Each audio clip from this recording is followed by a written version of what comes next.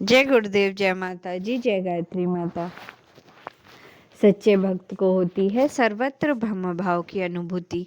भगवत दर्शन, भगवत अनुभूति होने के बाद संत तुकाराम सर्वत्र ब्रह्म की अनुभूति, भगवत अनुभूति पाते थे। वे जगत को ब्रह्म भाव से ही देखा करते थे। वे हर प्राणी को ही ब्रह्म भाव, भगवत भाव से देखा करते थे। इसको लेकर एक बहुत ही रोचक कथा प्रसंग है। इंद्रियाणी नदी के तट पर बैठकर तुकाराम प्राय भजन कीर्तन किया करते थे।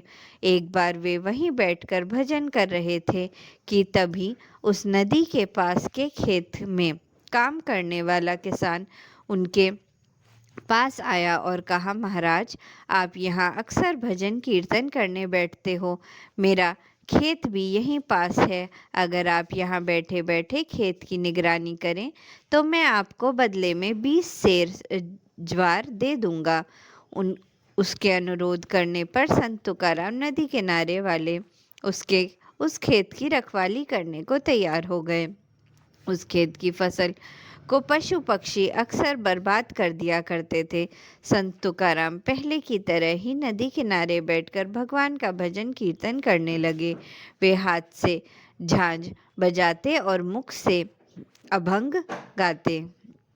झांझ और अभंग की आवाज़ सुनकर प्राय पशु पक्षी उस खेत में न आते, पर एक दिन जब उस खेत में लगी ज्वार की फसल कटने को थी और वह अभंग गाते गाते भगवान के ध्यान में मग्न हो गए, तभी झांझ और अभंग की आवाज़ बंद हो गई।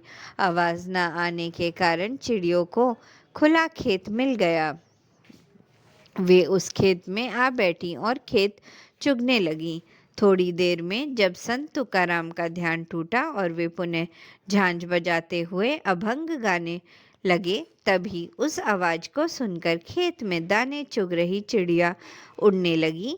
तब तुकाराम जी ने उस चिड़ियों को दाने चुगना छोड़कर उड़ते हुए देखा तो वे समझ गए कि उनके डर से ही चिड़िया खेत से उड़ी हैं। यह देखकर, यह सोचकर उन्हें खेद हुआ और उनके मुख से अभंग निकला कि पांडुरंग विट्ठल, भगवान की कृपा का विश्वास तो तभी करना चाहिए जबकि प्राणी मात्र एक सा दिखाई दे। मुझसे शंका करने और डरने का किसी को कारण नहीं, चिड़िया को भी नहीं। मुझे तो सर्वत्र मेरे पांडुरंग विट्ठल ही दिखते हैं, फिर इन चिड़ियों में भी तो पांडुरंग होंगे ही। तुकाराम जिसे जिसे देखता है उसे आप ही सा पांडुरंग विट्ठल सा समझता है। इस प्रकार संत तुकाराम के विचार में मग्न होते ही फिर से चिड़िया खेत पर बैठने लगी और दाना चुगने लगी। उसी समय उस खेत का किसान भी वहां आ पहुंचा। उसने देखा कि चिड़िया खेत चुग रही हैं और पास में बैठे विचार में मग्न तुकाराम उन चिड़ियों को बड़े प्रेम से देख रहे हैं, पर उन्हें खेत से भगा नहीं रहे। उस किसान ने संत तुकाराम के सामने अपनी नाराजगी प्रकट की।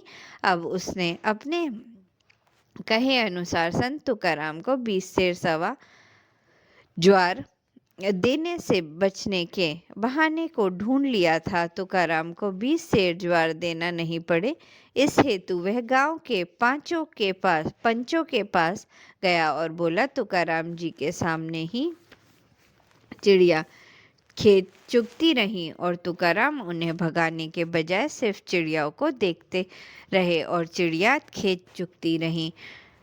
दुखी हो उसने कहा, मेरा लगभग 100 मन का नुकसान हुआ है, अब क्या किया जाए। पंचों ने खेत जाकर ज्वार कटवाई और उसे तुलवाया तो लगभग 150 मन दाना निकला, जो कि पहले की तुलना में कहीं अधिक था। किसान का झूठ पकड़ा गया। अब वह नुकसान के आधार पर ज्वार देने से इनकार कैसे कर सकता था। अस्तु पंचों ने यह निर्णय लिया कि 100 मन ज्वार उस किसान को दी जाए और बाकी संत तुकाराम के घर पहुंचाई जाए। बोरियां भरकर संत तुकाराम के घर भेजी गईं। संत तुकाराम की पत्नी जिजाई बोरियां देखकर खुश हुई, पर तुकाराम जी अड़ बैठे और बोले, 20 सेर से अधिक दाना मुझसे नहीं लिया जाएगा, क्योंकि इस किसान से 20 सेर के लिए ही बात हुई थी। इस पर जिजाई चिल्लाने लगी कि बोरी घर आती है, पर तो भी ये कभी बच्चों को सुख से खाने न देंगे। उसने चिल्लाते हुए आगे कहा, ये तो लोगों का ही घर भरेंगे और अपने घर में आई बोरियां भी नहीं रखने देंगे। आखिरकार पंचों की राय और संत तुकाराम की इच्छानुसार कुछ दाना ब्राह्मणों को बांटा गया और बाकी दाने की कीमत से मंदिर की मरम्मत की कराई गई। ऐसी थी संत तुकाराम की भगवत भक्ति। भगवत दृष्टि आत्मदृष्टि संपन्न भक्तों व साधकों का जीवन संत तुकाराम की भांति ही निश्चल, निर्मल और निर्विकार होता है। जय गुरुदेव, जय माता जी, जय गायत्री माता।